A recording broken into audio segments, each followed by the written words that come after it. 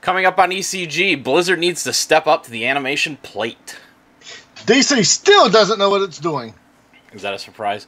Amazon no longer as gamer-friendly as it was. Mass Effect failure. All this and more coming up on the East Coast Geek Podcast.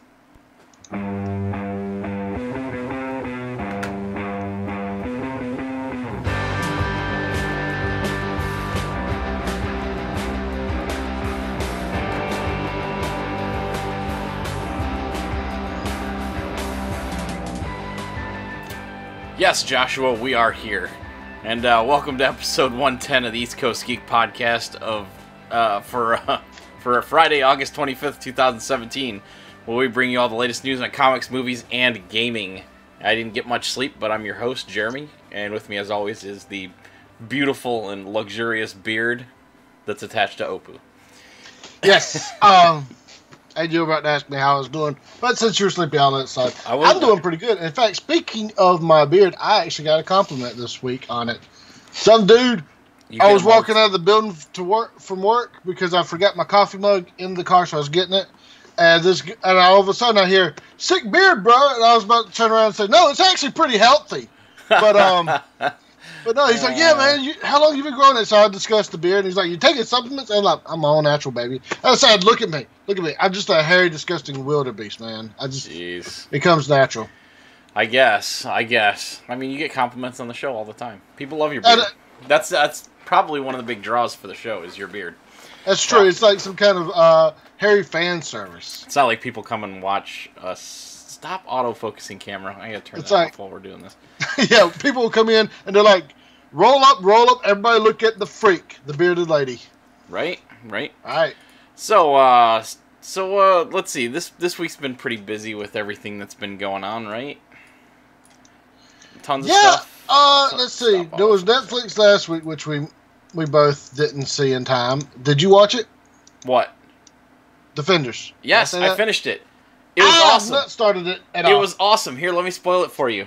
The Punisher dies at the end. The Punisher dies at the end. No, I'm just kidding. He wasn't in there at all. I was kind of upset. Who, Punisher? Yep. Well, they said he wasn't going to be, but you were thinking that they were going to surprise you or something? Yeah, I thought they were going to surprise me. The surprise was after the credits on the last episode, they showed the trailer for the season, which is coming in November, I think. Something like that, yeah. Something like that. So see? Glorious beard. There's another one. And then my boy Sly says he wants me to shave it. That is not happening. It's too warm and too comfortable. Do you know it's been how many years since you've been out that I haven't seen you without a beard? A little while. It's been a year or two. Only a year or two. It's been at least two. We've been doing this. We've been doing this for 2.5. But you know what I did get to watch? I got to watch two things. I got to watch episode 1 of Westworld, which was pretty good. Did you like it? You liked it? Yeah. So I'm like, hey, I definitely got to watch more. And don't read any spoilers. Season 1 of The Tick. Oh, you watched season 1 of The Tick. How was that? Yeah, I popped it on to watch while I was trying to get a baby to sleep. How was that? It was okay. It wasn't exactly The Tick as I know him, both from comics, cartoons, and the original show, which that wasn't very ticky. However, they are pretty aware of the Tick because the first episode, they pretty much say most of Tick's memorable lines, like, "You're not going crazy, you're going insane in a crazy world." And when he gets electrocuted at one point, and they're like, "Die," and he's like, "I don't wanna." Well, he says it more dramatically like that, but great. Some of the effects are so with like him using his superhuman strength. There is pretty they went a different route with it. There's a lot of the first episodes are like, is Arthur going insane and imagining the Tick? Is the Tick not real? That's his name. I said that's his name. Well, I was showing we were sitting down here last night, and I was showing the wife a picture of the Arby's post. Did you see it? Oh yeah, Arby's. Yeah, it's a picture of Arthur standing there next to the sandwich, and I was like, I can't remember his name, but this is from the Tick. And you remember? Yeah. She had never seen the cartoon. The cartoon was great. I loved the cartoon. Oh, yeah. The cartoon was really good. The comic's really good too, and the comic actually goes into, and which I do like about the show is that they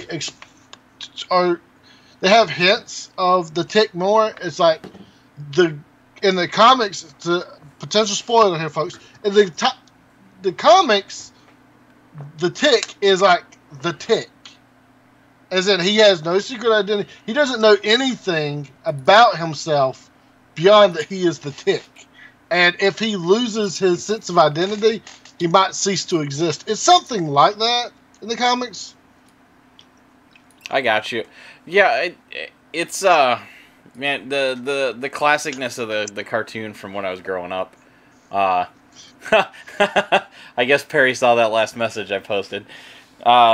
Real talk though, she's going down this season, man. Anyways, I won't even mention anything else that we were talking about, but there was a little backside conversation on Facebook about certain Game of Thrones character. Anyways, it's a childhood thing for me, at least, you know, for memorable childhood things that I remember. So I don't know how I'll feel about the show. I'm kind of hoping it'll be good, but at the same time, I feel like it'll be, I don't know, too sharky.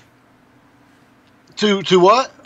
Too jumping the sharky. Maybe it should have stayed cartoonish. Oh, well, you know there was a live action show before this. I know, and it had freaking Patrick Warburton. Yeah, Patrick Warburton. He is perfect for that part. This guy doesn't do bad. He's not as loud as I think he should be, and unfortunately, he's not as big as I think he needs to be. Yeah, which Patrick Warburton's got that bigger frame, so. Yeah, and he just, it's not just, yeah, he's got a bigger frame. He's not necessarily that much taller. Right. But he just looks bigger, like he's got that big head and everything. He's probably got pretty close to the delivery too. I don't think I've ever actually seen the live action. I do know of it. Yeah. But he's probably got a closer delivery than this other guy does. Yeah. His voice just is low. But I'm really enjoying the other guy.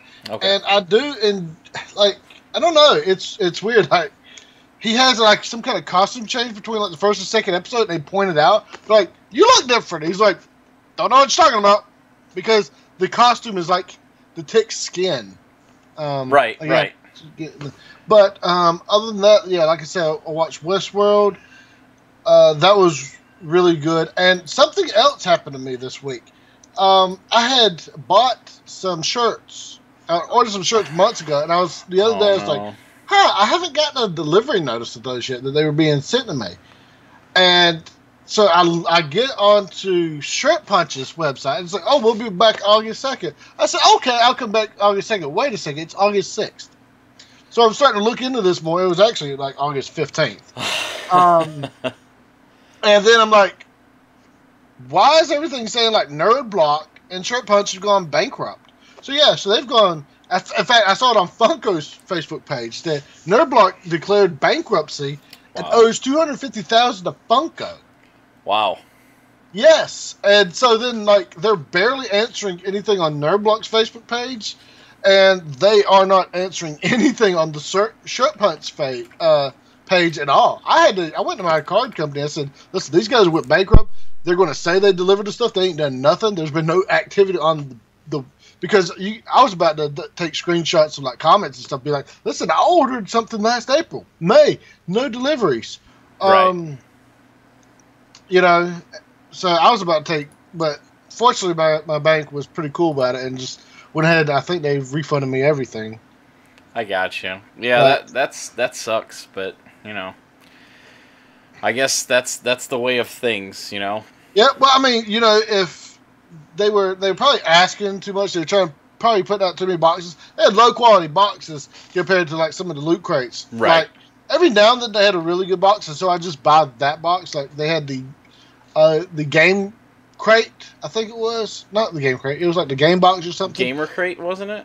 Wasn't it gamer crate? I think it was, or maybe the retro crate or something like that. Okay. But, I keep saying crate, but I mean box. Yeah. And I you know, so I would just go through and order like one or two of those. Right. You know, I'd be like, okay, well, I just want this specific month, or maybe the month and maybe the month after, but I wouldn't sign up for many of them. And even people on the NerdBlock when they're like, I paid for a year's worth Oh no. of this. What's going to happen to my money? Oh no. So that sucks. terrible. If you guys have any NerdBlock subscriptions, you better rush and check them out because I don't know if they're telling people. We'll have to throw that up on the website too, just in case people aren't tracking that yet. But I'm assuming that people may know by now if they were expecting delivery of another box.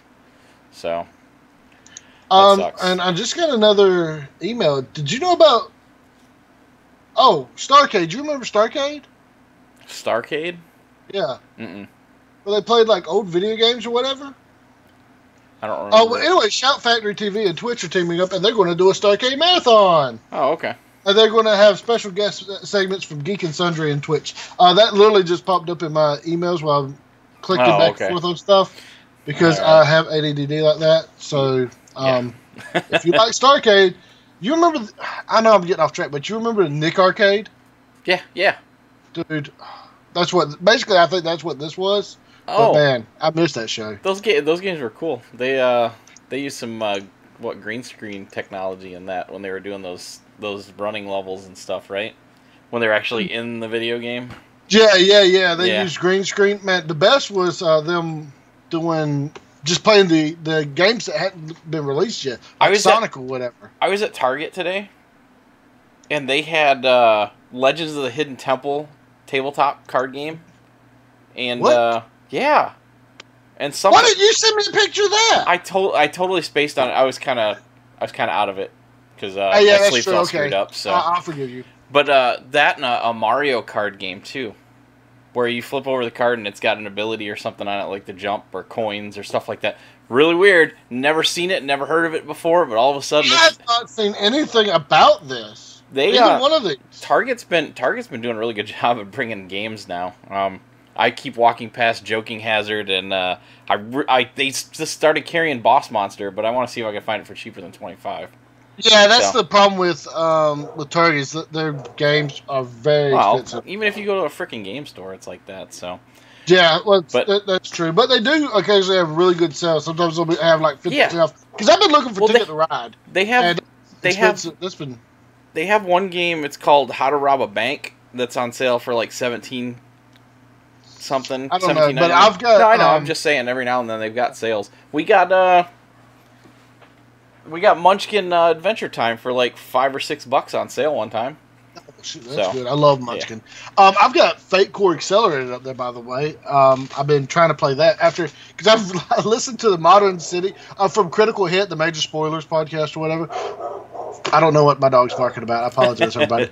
But I might have to go up there and see if we're getting robbed.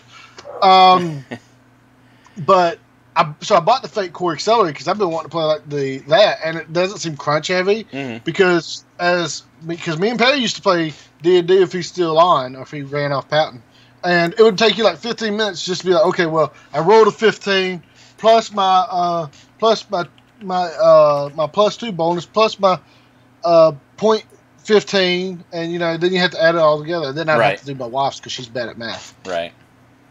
So this is like just a plus minus system. So you could look at it and be, oh well, 2 pluses beat a 0 or a -2. Right. It's fine. We'll keep going here. All right. So why don't we hop into the movies and stuff here? Because that's immediately what we have. How about that? All right. Yeah, sounds like a plan to me.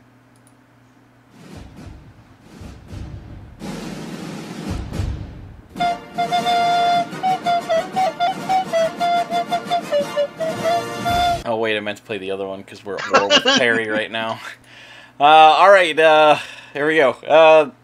Obi-Wan Solo. Obi-Wan Kenobi's. Obi-Wan Solo's the universe.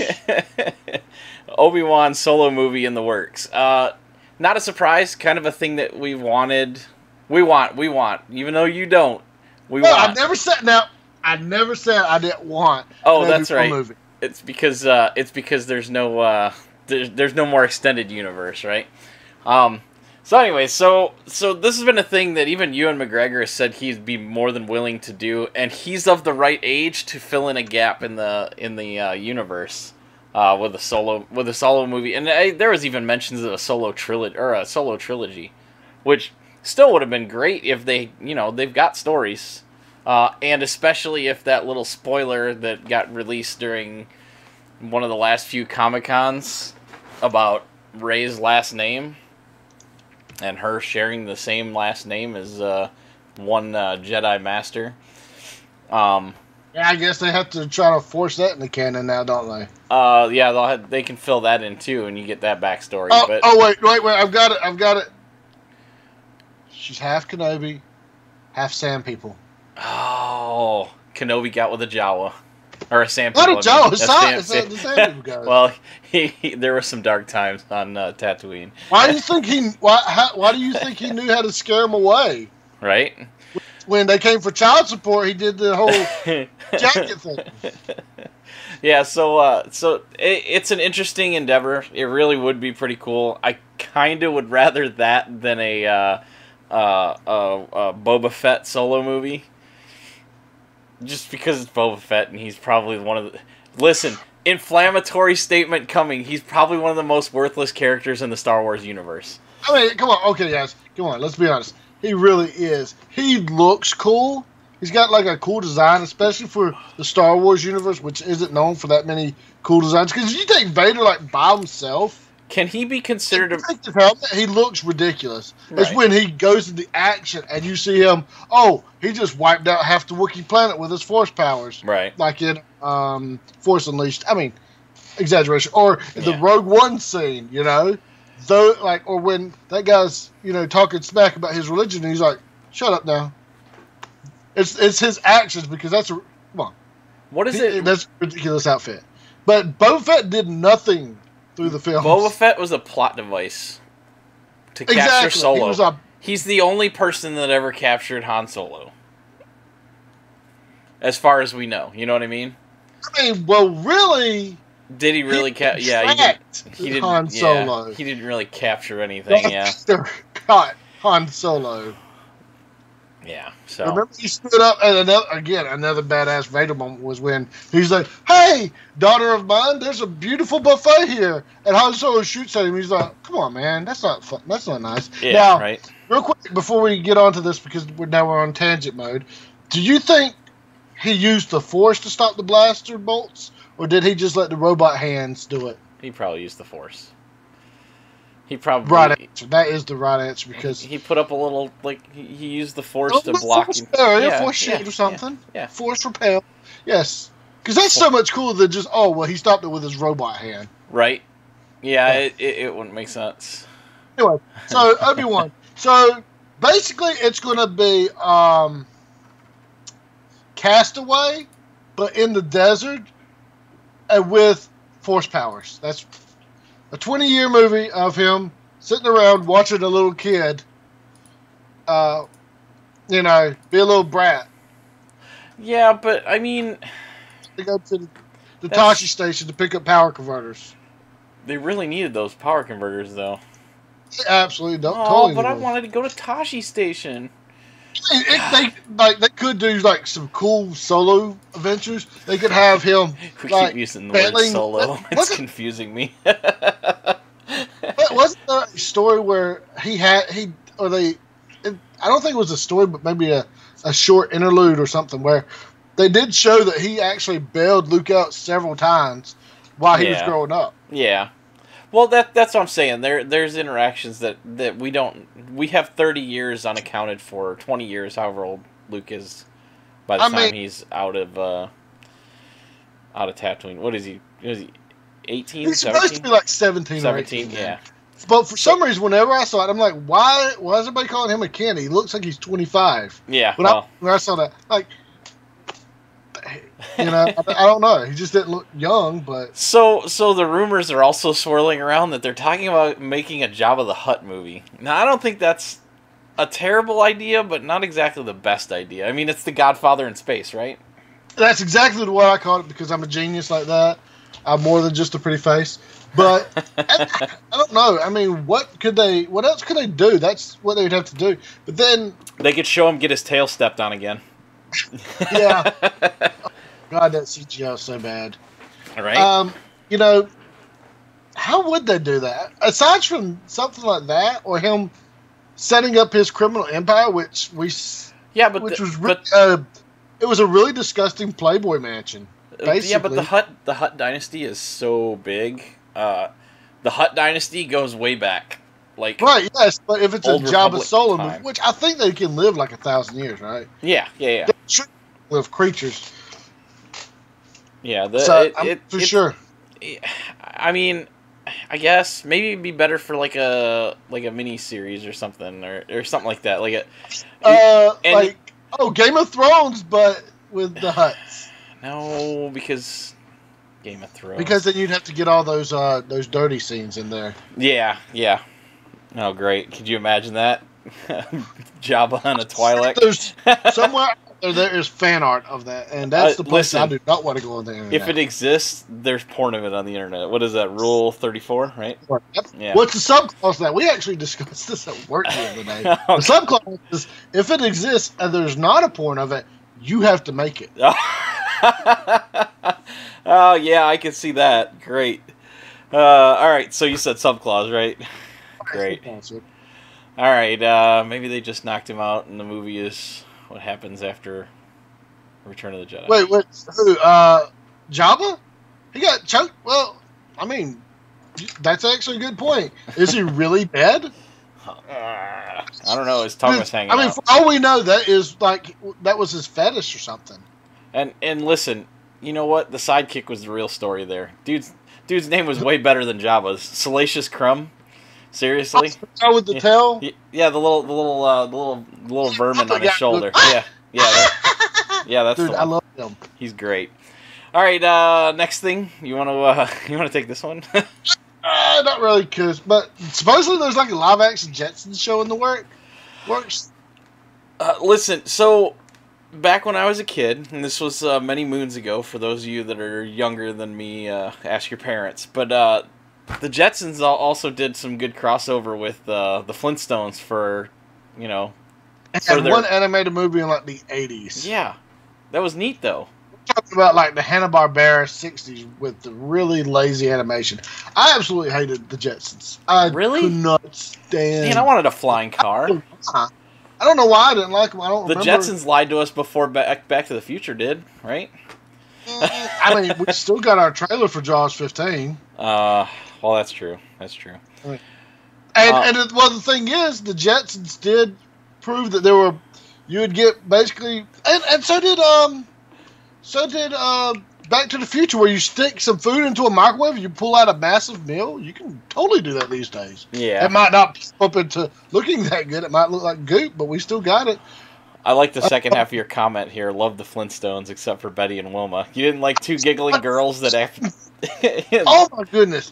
The thing is, they're constantly belittling their husbands, who, yes, they have some really stupid get-rich-quick schemes, but guess what? The first thing, anytime Fred or Barney got money, like real money, not just a couple of clowns that they could buy like a new bowling ball with or whatever, which isn't that bad of an expense, considering. Right. They always get them like some kind of jacket or something they would constantly spend on these women, and all they want to do is belittle their husbands. Oh my goodness! I don't know. I didn't understand on their butts, Fred. Just take your club.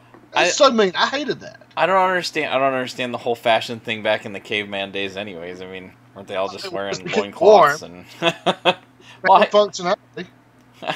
I mean, yeah, I guess. It was kind of a weird concept. So. Anyways. So wait. Let's stop there. So you're cool with the bird record player. You're cool with them driving a quarter-ton vehicle with their feet. Made out of slate. You're cool with dinosaur lawnmower, the mammoth vacuum cleaner, the disposal unit. Didn't the mammoth also double as the shower as well? They had a separate one. Oh, they had a separate one for that. My bad. Yeah. With the camera that has a bird in it that chisels into stone a photo. The one stops you. These women wanted to look pretty. It just, I don't know. It's off-putting. I've never been one for fashion, anyways. Technology's fine, but Okay. So I don't know. You know, they've been throwing around names like what's that guy named Ty Burrell to play George Jetson from Modern Family as a suggestion. I've seen a couple of different. Like the chubby gay guy. No. The guy that was in Dawn of the Dead and all that. Black hair. You can Google him. Other people will know who I'm talking about, but I was thinking Flintstones again. My bad. Yeah, no, it's George Jetson. Sorry. Okay, I think I know who you're talking about then. He had hair. What's that? George Jetson had red hair, didn't he? Well, it wouldn't be the first time that they changed something for an actor. Well, ruin it. What? Well, I mean, yeah, but the first Flintstones movie's okay. Yeah. The second one did have King Baratheon in it, so yeah. Robert Baratheon. It was the early stages of Robert's Rebellion. No. They were still getting the clams together to support it. I was strong. All right, the next thing, I kind of went through this and watched the trailer, but it didn't seem to notice too much more than what we got before. Yeah, you know, we had a teaser released a few months ago about Godzilla Monster Planet. Yeah, hey, yeah, Kay, that was the one that owned the boat. He had the boat keys in Dawn of the Dead. Yeah, the guy that looks like he wants to. He looks like he wants to be. He's an Bruce Campbell. He's an a-hole. Yeah. He acts like him too. Yeah. He acts like that in Dawn of the Dead. Yeah, he's an a-hole. Anyways, okay, so like the fun-loving, the interesting a-hole. Yeah, well, so Godzilla Monster Planet trailer. Like I said, it didn't seem like it was too much more than what was in that short reveal, other than, I guess, you actually get to see a little more of the action sequences, like the shooting at Godzilla from the little ships or whatever they're flying. Which you would think, as far-flung as this story's supposed to be, that they would have learned by now to not shoot Godzilla. You just make him mad. Yeah, you just piss him off and give him more motivation to destroy your stuff. Right. The one thing I do, it's weird. I thought of Nausicaa of the Valley of the Wind when they were walking on the planet. Right. God, that is a good movie. So yeah, I don't know. I still need to see more, but I would be willing to give it a chance. I just got to make sure that I have it in my schedule to be able to see all this stuff. Because I still got to check out Westworld and Defenders and all that good stuff. Oh no! What's that? Are we done with this? Are we done with the Godzilla thing? I mean, there wasn't too much to it, but I mean, well, here's the thing: the Godzilla's going to be big right now because they've been talking about Godzilla versus King Kong, which they're saying that it's going to be an older, like veteran King Kong, and that there's absolutely going to be a winner in there. Right. And they've been hyping up the Easter egg of Godzilla and King Ghidorah from the Kong movie, I believe. Right. Yeah. So, supposedly, are you talking about like us talking about Godzilla, or what do we have to work with? They're in space. They're going down to a planet. They're pissing off an atomic god, right. Lizard god. So, I just he looks neat, right? The CGI is still rubbing me the wrong way. I hate that, and I'm gonna sound like one of those really big losers. I hate that anime is starting to go into the CGI part when they do 2D so well. Like I was watching One Punch Man again the other day. Again, it just I watched through the season 1 like three. I still haven't finished 3 times now. I still haven't finished the first season. I love that show. And I still haven't finished it. Listen, there is a lot of things left undone. I told you the other day, I said, I've got games, I've got shows, I've got books that I have not finished. There's no way I can sit down and do reviews of anything. Dude, I'm sitting there. This is how I do it. If you ask how I read through so many things, I'm sitting there with a book. I'm watching the show, and I'm like holding a kid right here, and the baby's like slapping at the book. I'm like, no, Daddy's trying to read that. And you can't read it because that's the guys arguing about the girl with having boobs or not, which is something I'm going to have in my review. It's this one jerk character, but so that's how I get everything done. Is I'm multitasking like crazy, trying to partake of everything at once because I got like 6 more books I got to read after this, and I ordered 2 more people. I do. I ordered Call of Cthulhu, and I ordered nice. something else. Well, I do that, except that I can't get out of freaking PlayerUnknown's Battlegrounds long enough to do anything else. So Disconnect. Kay, if you're listening, take out his mother. Do like our parents used to do, where they shut off the TV. No. Shut off his monitor. No, And I'm getting good. I'm getting good. good. So Monday night I started with a win, first game, and Tuesday night before I got ready to go to bed, I won the last game. So, oh, congratulations, Josh! That is a huge deal. That first chicken dinner is amazing. It always is. Did you record it? So it's legitimately called chicken dinner in these games. Yeah, it says winner, winner, chicken dinner on the winning screen when you win. Because I've got a coworker that plays it, and there's another guy in our office that plays it, and they keep saying, "Oh, well, how many chicken dinners did you get?" I'm like, "Geez, how much chicken do you guys eat?" Hey, I love chicken, but I don't keep up with the Mr. Magoo game too much. which one, Adam? Which one? There's two of them connected over here. Anyways, all right. Oh, you took a screenshot. At least you got that. All right. So, anyways, so Godzilla in space on a planet being shot at, angered, and then probably destroying some people. Pretty much the same plot as everything Godzilla. Though I will admit, I would love to see, like the comic I talked about, Godzilla in Hell. I would love to see that animated. Because you literally are going by the perspective of Godzilla. No other characters are on there. Right. And Godzilla versus the forces of hell. How badass is that? As long as Sam and Dean Winchester show up, I'll be on board. I'm still clipping through that as well, but I found some time to watch The Defenders, and I love that. What I wanted to segue to past this is because I was scrolling through my feed here on Facebook, and we didn't pull anything for it, but people are not liking Death Note. I was going to mention that. I was going to watch it. I was hoping that, I was hoping I was going to be able to get home sooner, and I was going to be able to sit down and watch more stuff today. Unfortunately, trying to get some things done and babies being babies distracted me from that. But yes, so I'm worried that people are hating it just to hate it because those reviews came out. And yeah, we talked negative about it when it was first popping up. Like, none of their changes are making sense. Yeah. Well, but from people I trust, they're even the first 25 minutes, they're like, man, I don't know what they're doing here. So yeah, it's like, so I don't know. I'm going to give it a decent review, but I did not have faith in it from the beginning. It's just when you change too much of, you change too much of the setting, you change too much of the characters, you change the story. And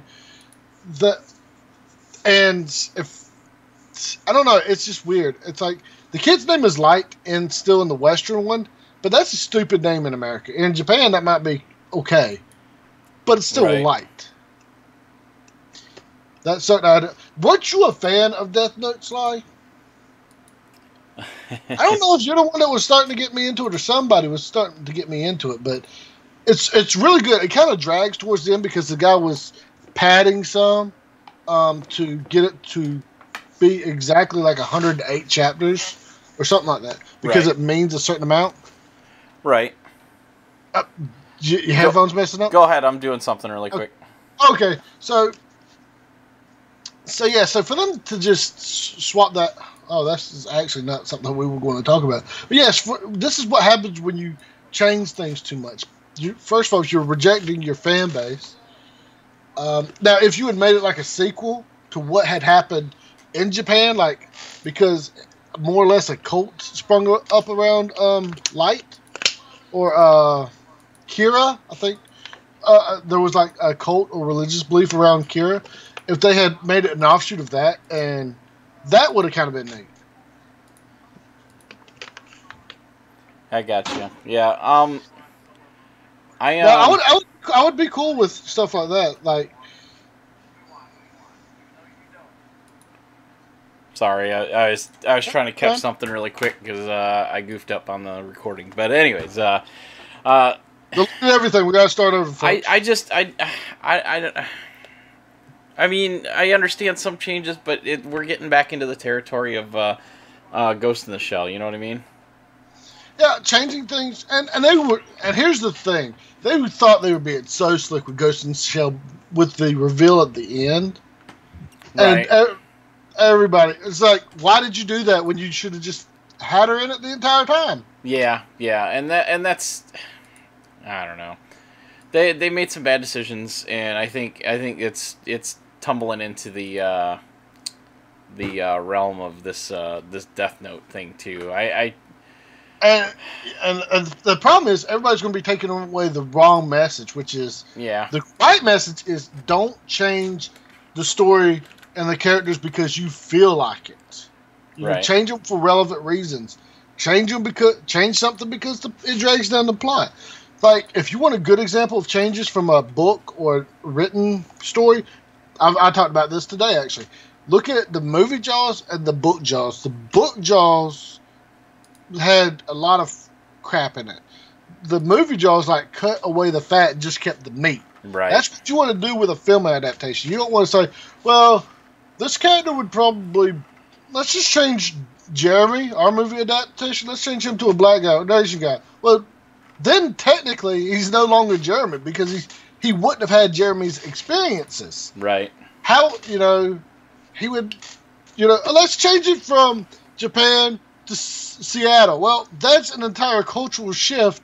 Listen, you can't even have the same ideologies between one state and the other in America, much less taking it from Japan all the way to Seattle, Washington. Yeah.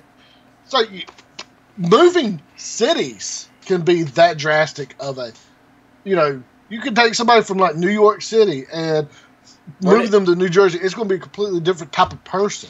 Did Death Note take place in Tokyo or? I think it took place in Tokyo. I mean, Tokyo and Seattle are not the same city. Not quite. They're very close. I can understand why people would get those mixed up. I get them mixed up all the time. I guess one has more Japanese people than the other. Anyways, all right. This last thing we've got for the movies, Joker origin movie to be made. So this is what we were talking about. When I said DC, I should have really said WB and the DCEU. So what? This is going to be like the only one we pulled an article and actually have stuff broken down for. You know that, right? Yeah. No. We can spend the rest of the time firing from the hip and yelling at each other. Right. But it works. I mean, that's par for the course for our show. Cesar Romero was the best Joker, so even with the pain. I'll read it for you. Warner Brothers and DC are in the early stages of another Batman universe spin-off movie. This one telling the origin story of the signature villain, the Joker. The studio has set The Hangover's Todd Phillips to co-write a script with 8 Mile scribe Scott Silver. Phillips will direct the movie, and Martin Scorsese will produce it with Phillips. This will be the first film under a new banner that is yet to be named in which the WB can expand the canon of DC properties and create unique storylines with different actors playing the iconic characters. The word unique is read confusing. It's read idiotic to me. But, so, aside from Batman, the other character I'm tired of seeing is the Joker. You know what? I've decided that you just don't like DC because DC is Batman and the Joker. Has the must be the most overrated villain I've ever seen. Wow! Like, look at everybody's leaving now. No, we're unsubscribed. All 15 people who subscribe to us have unsubscribed. It's just that you have 1,000 different characters that can take the Joker out. And not only does the Joker himself, lessens what Batman is. Because, that Twitter post that's pretty much become a meme. Batman knows, 180 different fighting styles, and Joker's been busting him upside the head with a crowbar. Right. For 60 years. 70 years, 80 years, nearly 100 years. That one stupid lunatic is able to keep this billionaire master of everything on his toes, and it people are like, well, that's what makes the Joker great. I'm like, no, that's what makes Batman stupid. He could literally call up Superman. Superman could fly over and be like, oh, yeah, he's right there. Here, let me heat vision his kneecaps off for you. Yeah, go get him. I'm going to go get a sandwich for us. We're going to have a little picnic. Get like that one. Get a superhero sandwich. a superhero sub sandwich. Hero sub, yeah. Here, remember like that comic when Arkham was first coming out, the Arkham Asylum. Yeah. And it popped up in a video of Joker talking like threatening Gotham or whatever, and Superman's standing there with a sandwich. She's like, "Oh yeah, Batman's off tonight, but I'm watching." He's like, well, these were really for." He's like, "Don't worry, I've got your heartbeat. I'm going to come get you." And like the next panel is a hole in the wall, and then another hole in the wall, and he's holding the Joker. Hey, Adam, you beat me to it. If is the big word in that sentence because guess what? Suicide Squad was supposed to be an if too. They've done a movie. The Killing Joke was made, and take out that awkward beginning part and just have the Killing Joke section that was in the book. Then you've got your good origin story. First of all, the Joker doesn't need an origin story. That's one reason he is kind of appealing to people. And one of his best lines is, he's like, "Some days I'm like this, some days I'm like this, some days I'm like that." If I was to have a history, I would like it to be multiple choice. I paraphrase that, obviously. But I don't know. Just why? Like, do you root for... The Joker's not a character you're going to root for. No. And all the bad... The one bad day in his life, him having some unfortunate events happen to him, how does that make it... Like, how are you supposed to sympathize with him for slaughtering thousands of people? Yeah. Because he kills hundreds to thousands of people. This isn't the Cesar Romero Joker from the 60s that his crime spree was putting whoopee cushions under politicians' seats. Remember when he turned the UN Council into dust? Oh, that was a great time. Adam, I highly recommend you check out The Killing Joke if you haven't. That was actually really good, and that ending was proper. I feel like that was the best ending they could have given it. Really, you should just check out the comic that was written. Or you should check out the comic. I still like the movie, though, because I don't have time to read. Because I gotta play another match. Because you've got a dual monitor system. Play the game over here and play the movie over here. But the movie would go over my stream, and I'd get copyright infringements. Okay, so let's finish. The Joker has memorably been part of 2 Batman movies in the form of Jack Nicholson and Heath Ledger, not counting, obviously, all the animated stuff, and was most recently played by Jared Leto, the first Suicide Squad film. He will here's the best news. He will reprise Joker in the Suicide Squad sequel and the Harley Quinn spinoff. But this new film will launch the character with a different actor, possibly younger. Of all the bad ideas they've had so far, this article alone, this is one of them. A different actor, potentially out of canon, what little nonsensical canon they do have for their movies already. Like, this is not the time to launch your Elseworlds universe, DC. You barely have a foundation. You've literally thrown wet cement into a hole. That's your foundation right now. And like you've thrown some rebar in there, but the rebar is like at awkward angles. Like your camera. It's floating and slowly sinking in. Yeah. The bad decisions all around, and once again, it just goes to show that all that effort that Marvel's putting into their properties is paying off because it's continuous. It's a continuous universe instead of being, oh well, our TV shows are in a different universe, and oh now we have these movies that aren't in the same universe. That is what's called brand confusion. Yep. And DC they're the masters at, or well, WBDC, they're the masters at this point. And to make matters worse, this isn't the only situation that DCEU is doing this in, and we didn't put it in here, but it's also applicable. The Matt Reeves Batman movies. They've actually clarified that. He clarified that and said that it's going to be like a bat-centric universe, but still going to take part in the DCEU. How?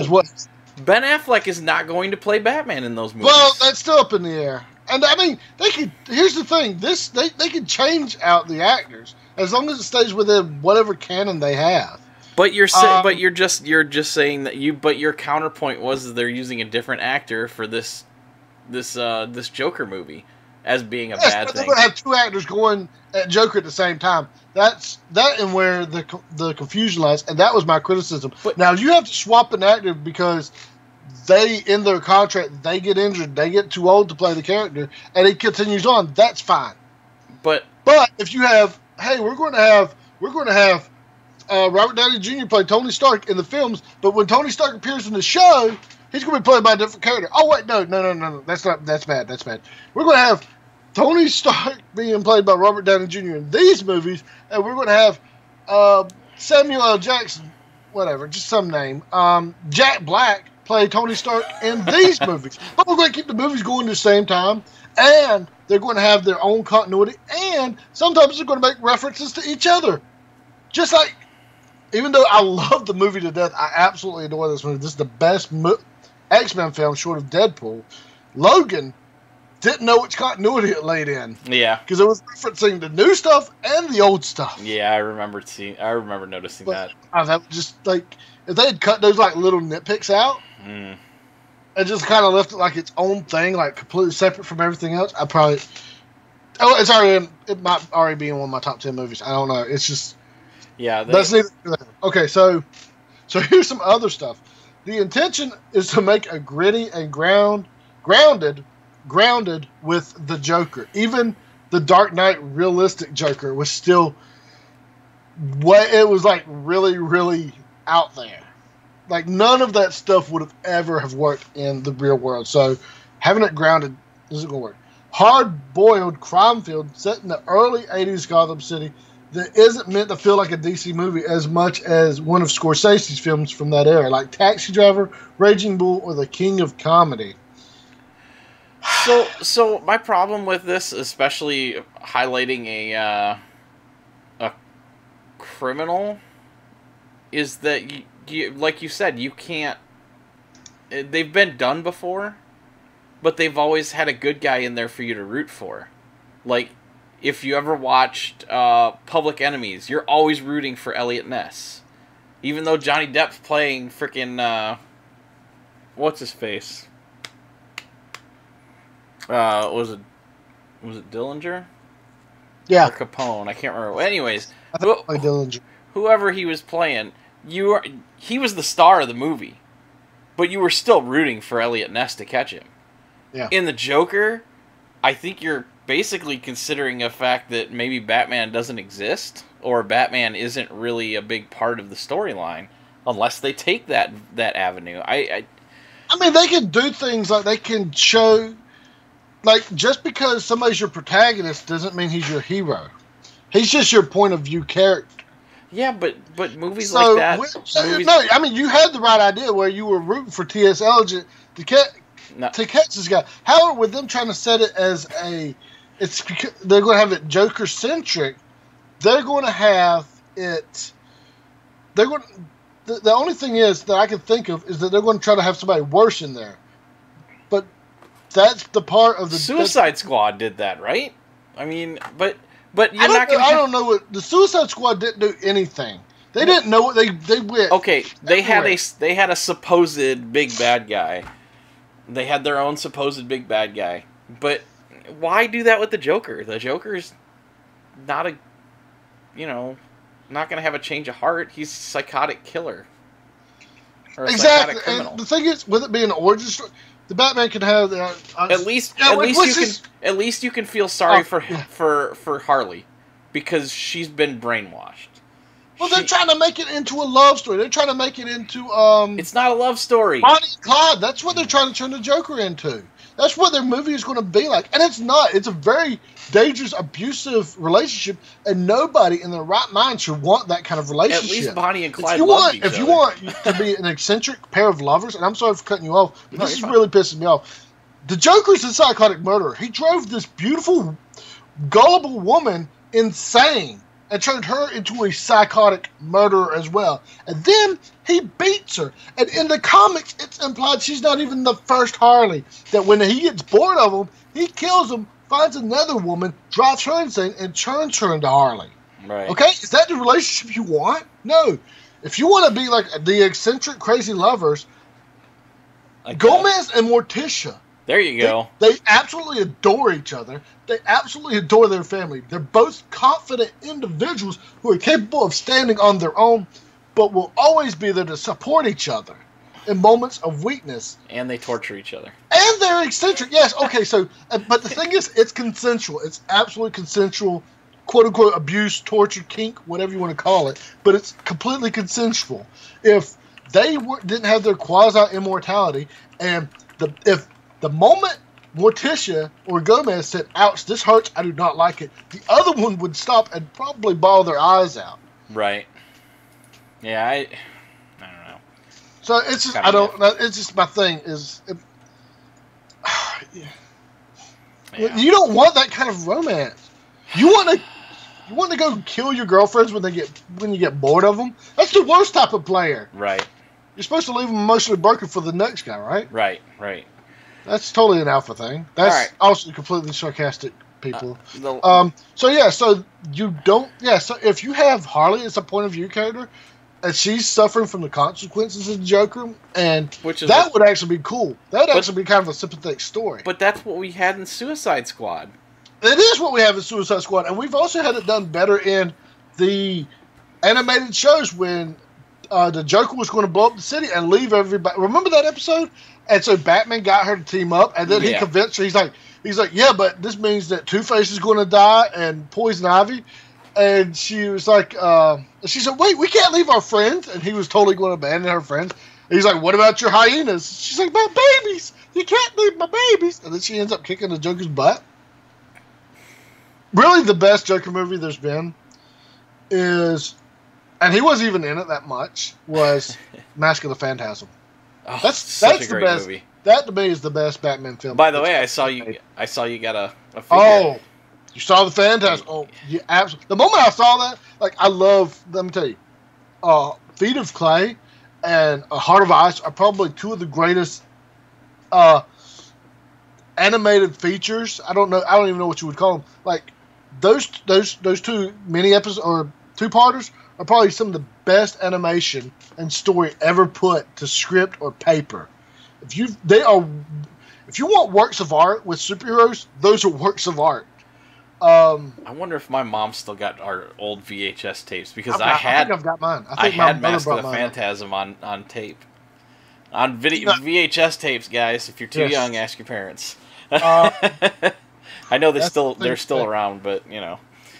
But that's a movie that I loved as a kid, but I didn't get everything. Yeah, it's definitely a movie that like you can when you grow up and you watch this, you're like, wow, it's so freaking amazing. I mean, they reference Akira in it. How can you not love it? Don't I have that sound somewhere? I think I have it somewhere. I think I took it off. The Batman animated series intro. I used it for one. Yeah, it was great. My Phantasm's upstairs. I wish I had it. I was going to bring it down, but I was like, we won't get to Batman that much. We'll be talking about Joker. But Batman, he's the backbone of the DC universe. Let me tell you, I wish, like, Phantasm, I loved him. We'll say that. Yeah. In case anybody wants to. Man, that was it. I'm probably going to have to buy that online or something. I don't know if I own a digital copy or not. I don't know if I own it on Blu-ray. But I'm going to have to They just released the, 20th edition of it on Blu-ray, I think. 20th anniversary edition, yeah. Yeah, whatever. And I've totally got to get that. Gotcha. All right, well, let's go ahead and jump into the gaming. We talked enough about Batman and how he's the best character in all of superhero land. Again.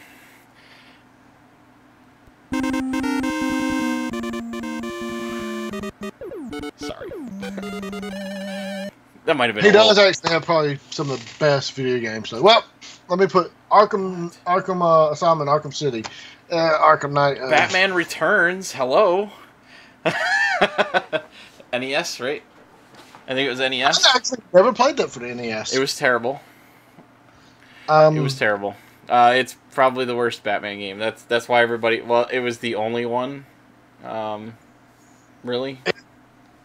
On a main system. So.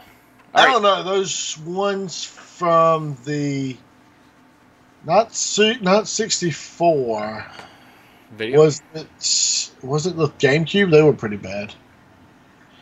I'm trying to remember. You should give that directly to me, Spartacus. Still have the NES game. It's a pain in the ass. It's like I don't know, Ninja Gaiden on crack. Yeah, but without the good controls and everything. Well, I mean, Ninja Gaiden was also just a up, down, left, right, and A, B. Now, wait. Now, let me tell you, one of the coolest things I've ever seen at a convention, it was, what's the one in Baltimore? BitCon? Oh, the video game one? Yeah, I think it was BitCon. Well, it was, they had a band up there, and they were playing the music while somebody was playing it on the NES. Yeah, and so they were doing like all the sound effects and the music of the game. Oh, neat. And while he went through and I think he died once at the second to last boss, but he went through like a flawless run of it. Wow. And I guess I don't know, because I was trying to pay attention to both, but it looked like he was one-shotting the bosses. And I'm like, is that possible? It's like, if you hit him a certain way? Sly said he was there with you. He wasn't with me. That was the best date, wasn't it, Sly? Oh my God, get a room. All right, first thing I've got for the news is Gamescom was this week. There wasn't a whole lot of announcements coming out of it. There's some. Well, let's. Can we touch on some of this Gamescom stuff? Do you have any of it? I don't have like any notes, but I've got it off the top of my head. Oh, I was gonna say the only real thing I was really concerned about was anything that Blizzard was announcing, and I would think all the news for Monster Hunter World. That's one of the ones I was going to actually mention. The Monster Hunter World. Did you see the link I sent you about the amiibos? Yes, I did. Yes. Are you want to get them? No. Christmas gift for him, Kay? No. Play things. I want Monster Hunter World on the PC for this Christmas, but I won't get it till sometime next year, unfortunately. Dude, it's not to use. You don't use the amiibos unless you buy two of them. You're supposed to use them. No, that's the wrong answer. You buy two of them, one to leave in the package, and one. What kind of collector are you? All my pops are out on the shelf, nicely displayed. Monster. My monster, what? But no, so there was more Monster Hunter stuff that did look neat. I am not a fan of the Monster Hunter series, but I do respect it, and I do think it's neat. I do enjoy some of the designs. I do enjoy the diversity of weaponry, the tactics and stuff. I'm just not one of those circular gamers where you go fight the monsters to get the parts, to get better armor and weaponry, to go fight more monsters. I just can't do that circular thing. And some people can, and they do it very well. Don't get me wrong. I'm just saying, it's not like it's a bad gaming system. It's just when I can't get the first person shooters really. I have to really work. Like I had to fight to get. I didn't really have to fight to get through BioShocks, but I had to fight to get through that. Wimp. I just don't like first person shooters, dude. And I don't like JRPGs because that's totally respectable. Because I can't stand the loot circle where you just keep running five steps and then you're in another fight. 5 steps and you're in another fight. Now, that's the one thing I appreciate about technology getting better is that they can now populate the monsters on the screen. So now you can avoid them. Although Chrono Trigger did do that years ago, and it was amazing. What do you mean now? Did you never play Zelda 2, The Adventures of Link? They were populated on the screen, and you could avoid them. Yes, but it wasn't an RPG. It wasn't a full RPG like a JRPG. Was. You still had to level. RPG. You still was that turn-based? Then it wasn't an action RPG. It was an action RPG. It wasn't a JRPG. There is a difference. Who cares? JRPGs suck anyways. The story's the best part. If we can cut out all the Xenosaga had really great cutscenes. Yeah. What gameplay was in Xenosaga? Yeah. It was all cutscenes, dude. Yeah. I mean, seriously. They never got to make those other games, did they? The ones that were supposed to actually have gameplay. No, they didn't. I'm sitting there, and I'm like, no crap. This is the most expensive anime ever. I'm like, oh, well, this is a really good cutscene. I'm like, okay, I get it. Okay, yes, let's continue. Okay, skip, and it skips to another part of the cutscene. I'm like, no. Where's chapter select to the gameplay? This is the longest, most expensive anime I've ever purchased. God for this to me. All right, so anything else? So Monster Hunter, which looked good. They talked more about Cuphead. They talked about Fighter Z, which looks amazing. The Dragon Ball Z fighting game, which I'm not a fan of fighting games. Right. But God, that looks good. But I was watching some gameplay of it, and I was watching a fight. It had that Goku on there and Android 19, and Android 19 started powering up, and I said, "What is this?" He does not power up. He's got infinite energy. He's always at his most powered up state. I was like, "This is the worst game ever." Oh my God, so picky. And the thing is like charging his hyper down there. I'm like, why didn't you just change it to where whenever he attacked, he just charged his hyper faster than most characters, but his regular key meter or whatever stayed normal. So, anyways, but that's neither here nor there. What you want to talk about? That was really it. But out of the Blizzard announcements came probably some of the best animation that we've ever seen from Blizzard. They did. That's saying a lot too. It's saying a lot because they are amazing at what they do. But they did one called for Heroes of the Storm called Call of Kel'Thuzad. It's like 2.5 minutes. But I swear to you, it looks like the way they did their design for the animation looks like Gargoyles or any of those older 90s cartoons. Don't you be teasing me about that now. I'm about to pull it up because I didn't get to see it. It looks really good, and I was amazed by the animation on it. But then my wife yesterday showed me the Hearthstone one that I missed, and the one that I sent you and your wife, and you said you didn't watch it. You just said, "Forget you, Jeremy. I don't need to see it." How often do you watch the trailers that I send you until I egg you 15 times? I watched the trailer that you didn't even link in here, so I don't want to hear it. Good.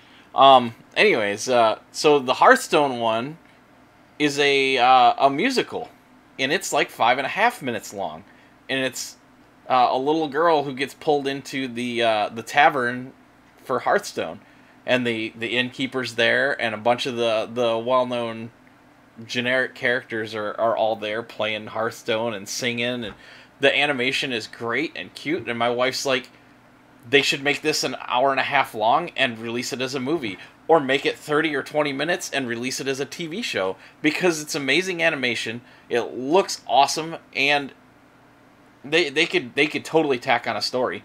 The little girl comes across one of the Hearthstone boxes. You've seen it in the game before, the little box with the Hearthstone logo. Is that the one that opens up before you play? Yeah. She finds that and gets pulled into the inn, and it goes from there. They have great animations for when a player plays a card during the scenes, and the characters are actually shown on the board instead of the little tokens that are in the actual game. It's really neat. And then they released a Junkertown trailer for the new map for Overwatch. Oh yeah, I did see some of the memes that were already popping up for that about the bomb thing, and we got. I'm actually watching the Call to Kel'Thuzad right now. Yeah. Obviously, without the sound off. But you know what it reminds me of actually? What? And this, I mean this with the highest compliment, is the Castlevania show that just came out. Yeah. Yeah, that was the other one. It's very close to it. Yeah, that was another one that I thought of. But it felt like to me when I first was watching it, because it was a little darker, I was like, man, this is like Gargoyles. But the animation's a little more. Both really dark. The animation style is a little closer to Castlevania, but I'm just saying it just was reminiscent of an old 90s cartoon. Which, again, Gargoyles was really good. Yeah. Except for, like, the last season. The last season was very good. So Blizzard didn't really announce too much stuff other than some changes. I've been meaning to do a solo little video game thing, and I had a whole big note section written up that I probably could have imported into this, but it's way past now. Hearthstone, all the adventure packs now are free. Starting with the Lich King one that just came out.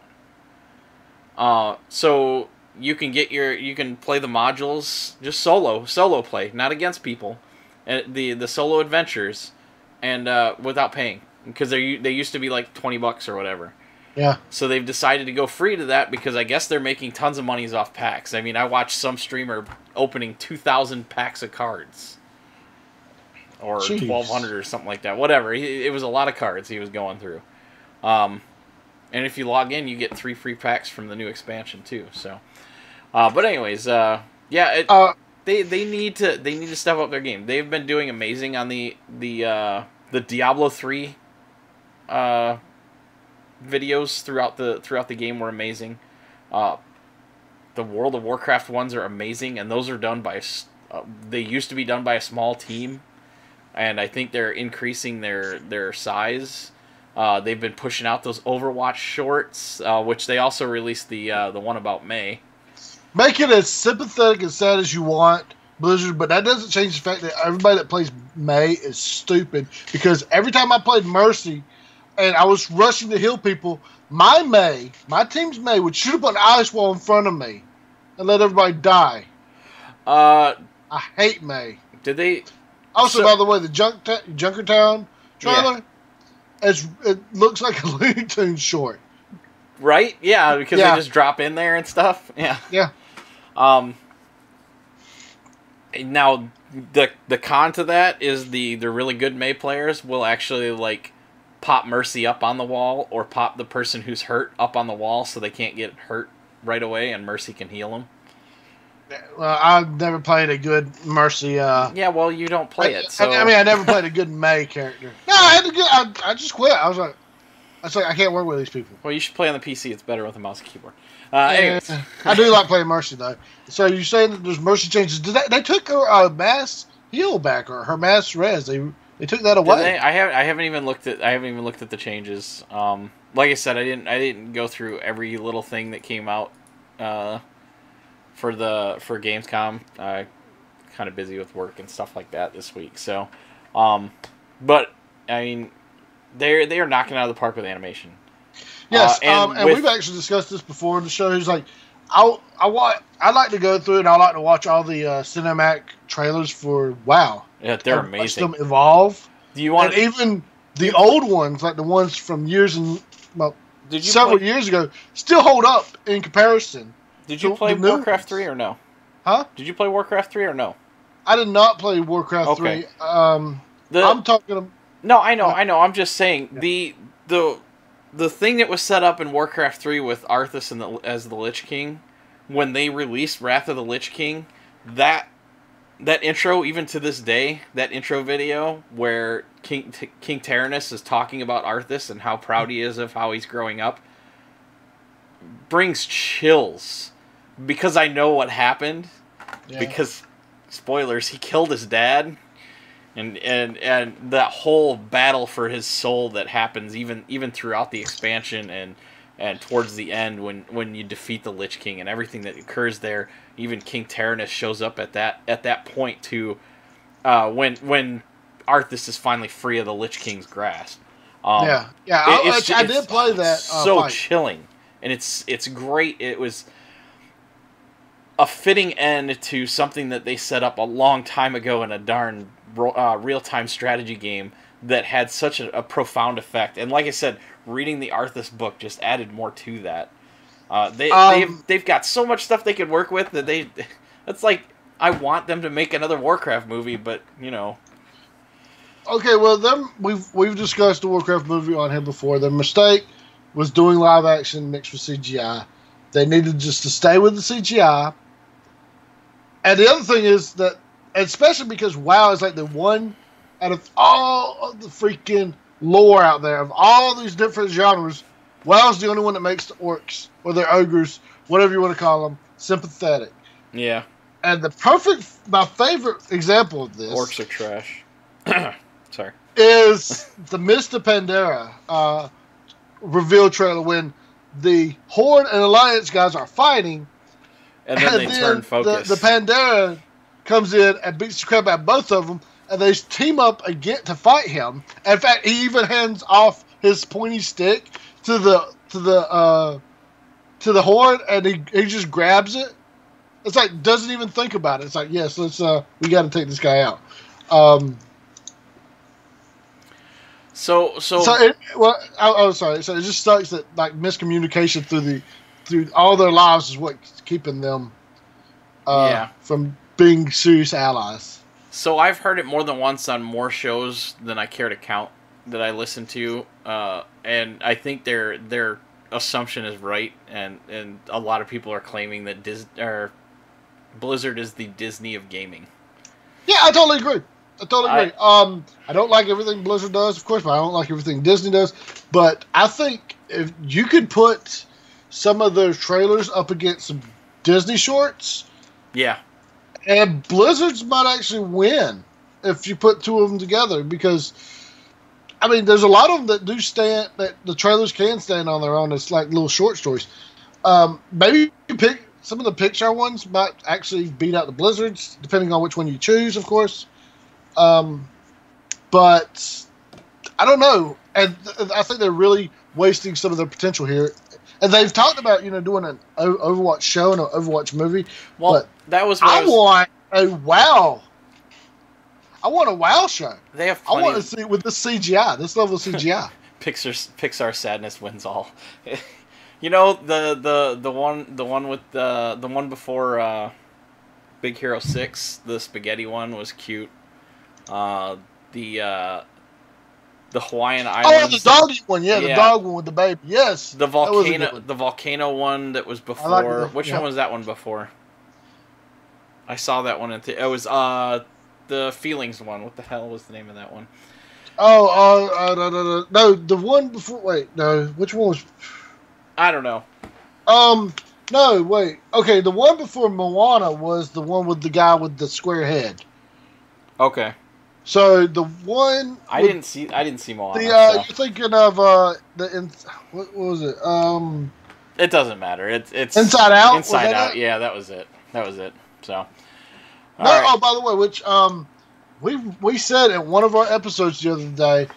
I don't know if you said it or I said it, but somebody said that Moana was Pixar, and it's not Pixar, it's Disney. So there you go, folks. We know it, but when we're rambling like this, sometimes the wires get crossed. Trust me. You can, even though as good as Disney's animation is, you can tell when it's Pixar. You know what I'm saying? Yeah. No matter what. Pixar's got something unique in it, even in the crappy ones like Cars. All right. This next thing saddens me. But I guess I don't know. Maybe it's just too far gone. Maybe they should have stopped. Mass Effect Andromeda is not getting any single-player DLC, and its sequel has been canceled as well. Yes. Well, real quick, didn't Hearthstone get another expansion, and now there's going to be another one? Well, why wouldn't there be another one? And first of all, the cards are probably relatively easy to program, and I know they've got 1 million cards out, but the best thing to do is to throw the new expansion out there, and then let the fans tell you, oh, this card is really broken. Well, you just patch it. They do that, but actually, Hearthstone is on the same type. It's on the same type of cycle as Magic, where like every quarter or every third a year they release a new expansion, and the previous years dump off at a certain point. Which isn't a bad thing, because like Blizzard's got enough games that they release expansions for now that they can almost rotate them out. Right. So none of their games really. I mean, from a certain perspective, they do get stale, but you know what I'm saying. Yeah. So let's circle back to this. Well, I mean, and it's nobody's fault but EA's and BioWare's or whoever released Mass Effect. Huh? Yeah, I'm pretty sure it was BioWare. Yeah.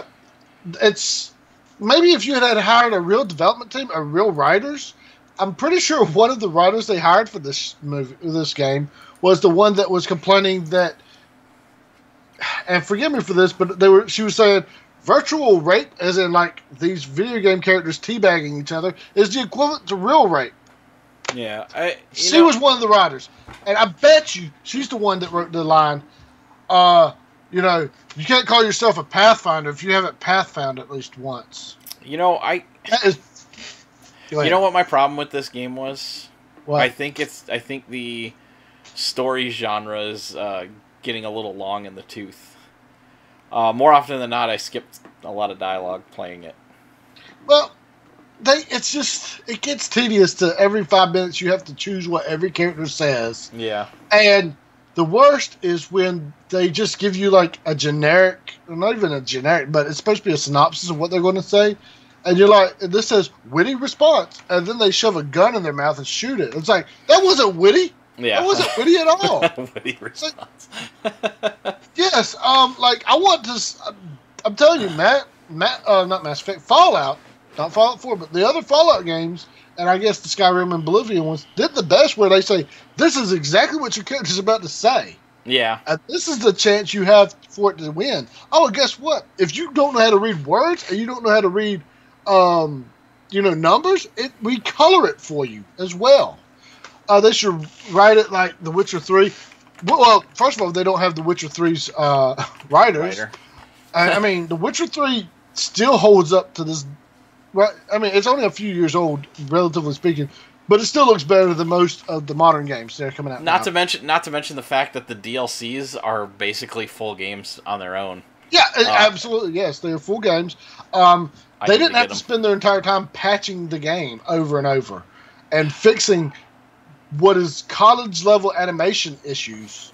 I think I'm going to stream some Witcher 3 later tonight. I haven't played in months.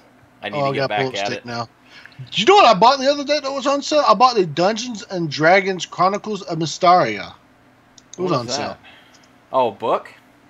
No, the old like arcade game. Oh, really? It was on Steam. I didn't know it was on Steam. I was looking for anything Dungeons and Dragons because I've been wanting to play that so much lately. I do too. Almost bought Fantasy Grounds the other day. I started carrying my books around again and my my notebooks to start writing, and I actually found out I can use OneNote at work again, so I can jot things down every now and then. OneNote is great.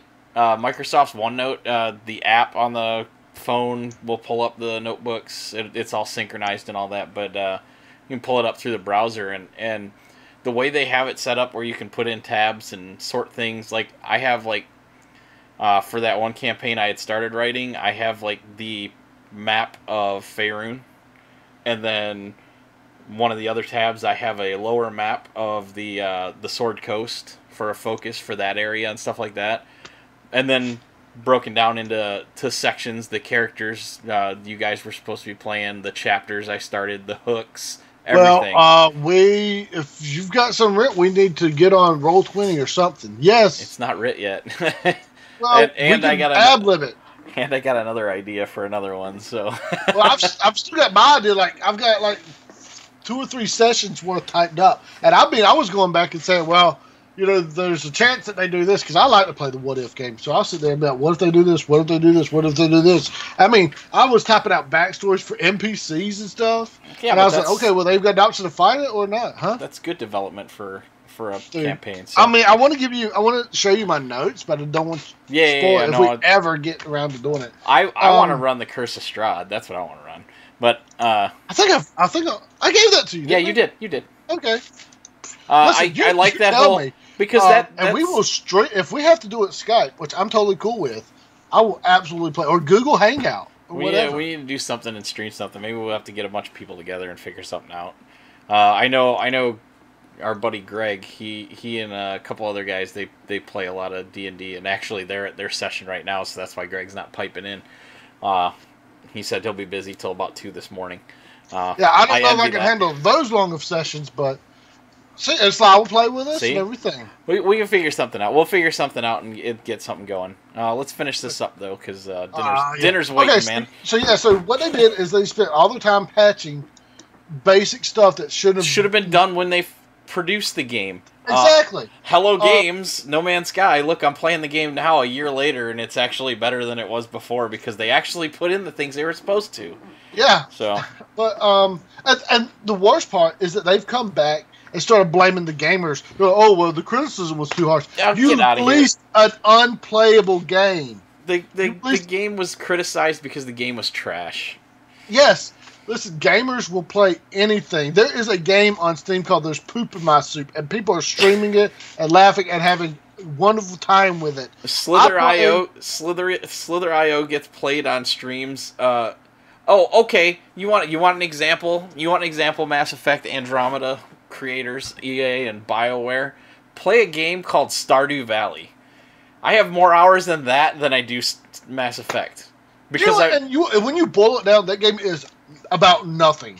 It is. It's literally about nothing. Fun in it, you've got. There's not really a story other than the usual Harvest Moon story. There's no character development. There is a little. The thing is, there's character development, I mean, I leveled up you have to go and actually participate. I leveled up my pickaxe. I mean, well, like you find out, like the homeless guy digging through garbage at one point, and the bar guy comes out and he's like, "Dude, don't do that. I'll give you food. It might be stale, but I'll give you food." It's like little things like that, but it's still interactions. And these guys are like actual pixels, and I feel more for these characters than I felt for in your Andromeda characters.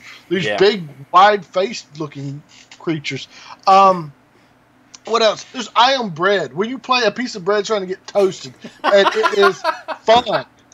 I've got a game, first-person game, cat lateral damage. You're a cat, you run around a room destroying stuff. Fun. You know, your game was not fun. Yeah. All right. Death Road to Canada. You saw how ridiculous that looks. That looks great. Fun. Well, and that's my point. The graphics to a certain point don't matter if the story or the interactions are good. The gameplay is good. If that stuff pays off, and I mean, granted, you and I we're a little older, so we're not far off from our starts being with some of those. Well, at least point and click, if not text based, because I played Zork before. Right. If anybody's never played Zork, it's free out there somewhere. Play it. It's got a story. It's all text based. It was hacked together by a bunch of people. Mm-hmm. So it's not like it was a huge development type thing. It has substance. And back then, that's what we did for fun. I mean, let me tell you, like these days, you don't even have to have that good of gameplay. There's literally games out there, walking simulators. I think one of the most beautiful games I've seen. PlayerUnknown's Battleground, the walking simulator. Listen, I spend more time in that game looting buildings and walking and running through the areas than I do killing. And you dodge. I'm talking about like barely. A game. Mitch, 30 minutes of a game, and only about 10 minutes or so. 10 minutes or so of that match. Towards the end is the firefights. The first 20 minutes is looting, bullshitting with your friends, and running across the map. I'm talking about I'm just saying, walking as in the Stanley Parable. Oh, the Stanley Parable is great though because it has a great narrative. Exactly, but it has literally nothing for gameplay. You walk and you stop walking. Beyond Eyes. If you've ever played that, like from a gameplay perspective, it's boring. There's nothing there, but it's beautiful. It's like watercolored and. You're playing this blind girl trying to learn about the world around her, and it's amazing. Yeah. But there's no story to it, or there's no real gameplay to it. But, you know, so we'll play stuff. We will. Let me tell you, there's fights about what NES games were just hard, or what was hodgepodge together to this day, 30 to almost 40 years later. We even touched on a very basic form of gaming with D&D. Yes. People still play that. It's been how many years? Was it created in the 70s? Yes, almost 50 years or more. I don't know. I'm bad at math. And guess what? D&D is literally a math problem. Every section of that is a math problem. I was surprised to find out that some people that I knew from high school who I would never have thought played D&D have recently started playing D&D because it's a lot of fun. It has a good system and it's good storytelling. So right. Yeah, so it's like, don't go out there and criticize. You need to stand up and be like, listen, we did not do a very good job of this. Even No Man's Sky, I still give them crap to this day. But they admitted that they screwed up with that game. And the story is a lot better. I've been doing there's a quest now that's called Alone Among the Stars, and you actually are interacting with a NPC who's trying to figure out what's going on. And you actually have to go to a couple of planets and triangulate your position.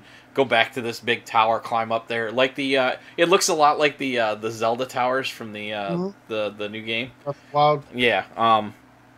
And you go up there and you actually physically talk to a hologram, and there's some conversation back and forth. Physically talk to a hologram. Well, you know what I mean. You're standing in front of a hologram talking to it. Yeah. No, I know what you mean. But and here's the thing that cracks me up about this is that EA has been touting these last couple of years they want to be a player first company, but then you go out there and the first thing you do is yell at players, why didn't you buy our crappy game? Yeah. So, all right, and here's the reason why. Good segue. Amazon is discontinuing their pre-order discounts for Prime users for games, which Yes, they were doing at 20% off before. Yeah, so I haven't seen many ripples for this over the internet yet. So I don't know what else has come from this or what.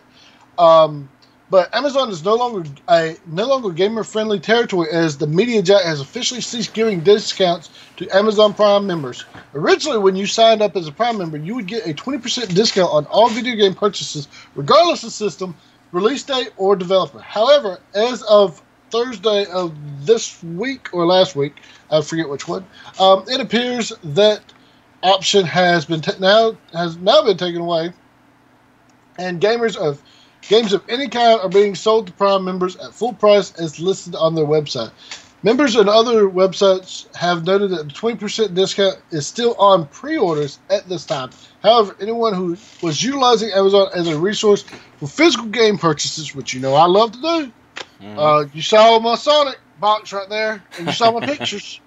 But actually, it wasn't a physical; it was a Steam code because I switched from the Xbox one to get that. So I don't know what this means. I guess this means Amazon's bowing out first because as far as I know, Best Buy's Gamer Club Unlocked is still going, and that's not limited by the first 2 weeks of a release or whatever it was, pre-order in first 2 weeks. If you take that Gamer Club Unlocked and you buy a brand new wrapped in plastic game, no matter when it came out, you get 20% off. So I don't know if they're still continuing their program. I'll have to do some digging on that. But that's what I used to use. I stopped because every now and then I was thinking I'd order stuff from there, but then I found out that Amazon doesn't sell physical copies for PC games because, screw you. But and that was the thing too. The Amazon was only giving discounts on the physical copies, so that was their loophole. Which screw over PC players. Again, I bought the Sonic Mania and I got a discount on it. And it didn't come with a physical copy. It came with just a code, which I've already put in that code. So if you saw it on the screen, it's too late now. Yeah, so it's I don't know. I guess you get enough deals through Amazon anyways that they figure they'll be fine without it. Yeah, I mean it's just unfortunate. Really, there's I don't know. I absolutely love buying physical copies of games. I just love keeping them because I never know what might happen.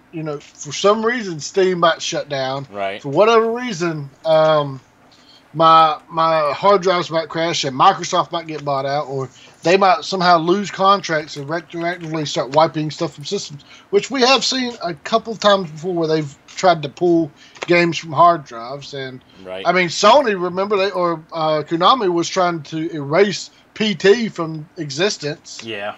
So it's not like we're without evidence of companies trying to do that kind of stuff. Right. All right. Well, I think that about does it for the show this week.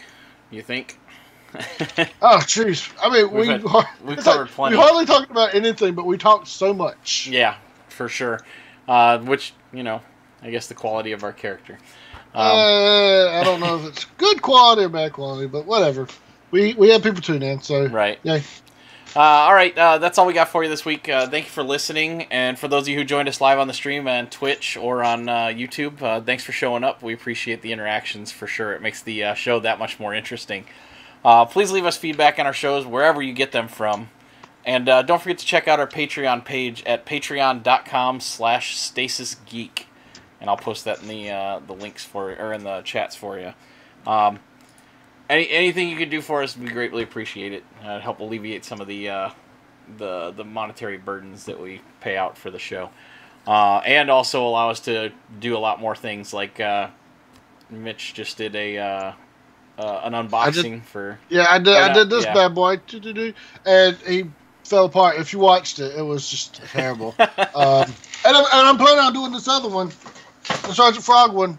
Hopefully I can do this weekend. But yes, and if you can't afford to share to pay anything, just share stuff with people. Spread the good word of the geeks. That's all we ask. Or contribute. Huh? Or contribute with these links you're about to tell us. Yes, or you know what? You can just make us feel good by contacting us at ECG_podcast on Twitter and our Facebook page, www.facebook.com/ECGpodcast, or our email address at ecgpodcast@gmail.com. Also visit us at our webpage, www.stasisgeek.com. That's STASISGEEK.com, which we will start posting some comment there. I am working on a book review because apparently people don't like my voice. It's just too sexy for them for me to talk about book reviews, so I'm going to write one. And when we're going to relaunch the articles, because we had it split out where my stuff would be separate from his, but we're going to just go ahead and throw everything on one big feed. So we'll get that up and running here. I'll put in an introduction, and then it should be his first review, and then I think I'm going to write up a review for the Defenders and throw that up there without spoilers, but relating to themes and how they get from point A to point B as far as character development and stuff, and who's all there. Because it was definitely a who's who of the Marvel television shows. So and a lot. I got to talk to you. You know what? I'll wait till you finish it. But all right. Thanks for tuning in. We will be back next week. Until then, stay geeky.